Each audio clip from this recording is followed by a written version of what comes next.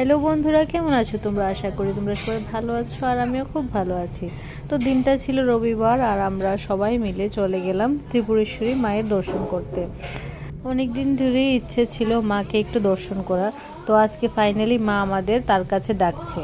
তো দেখো, এদিকে আমরা পৌঁছে গেলাম সবাই মায়ের মন্দিরে। তো প্রথমেই মায়ের জন্য আমরা একটা মালা নিলাম আর এদিকে ভোগ আর মায়ের জন্য শাড়ি নিয়ে চলে যাচ্ছি। মাকে দর্শন করতে অনেক পুণ্যার্থীরাই রোজই এসে থাকে, তবে আজকের দিনটা ছিল রবিবার, যার কারণে ভিড়টা একটু বেশি।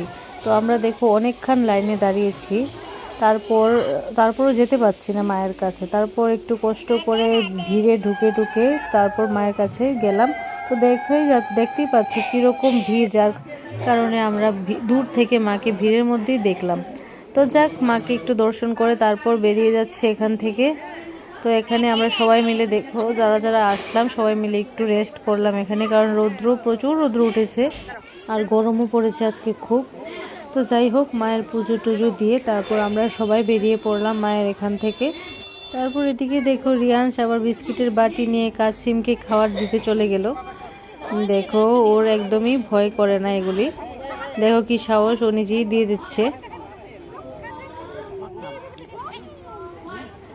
আর এদিকে দেখো কতগুলি রাজহাঁস, মানে এত সুন্দর লাগছিল সামনে থেকে দেখতে রাজহাঁসগুলোকে। তো রিয়াংশ ওগুলোকেও আবার বিস্কিট দিয়ে দিচ্ছে দেখো। তো তারপর জলে খেলে ওর এত ভালো লাগছে, ও নাকি এখানে স্নান করবে। তো স্নান করবে বলেছে তো করবেই। তো দেখো নেমে বসে আছে গামছা পরে স্নান করতে। খাও সবাই, আইসক্রিম খাও। খাইবা না? ভিডিও করতেছি। যদি ভিডিওটা ভালো লাগে অবশ্যই লাইক করে দিতে।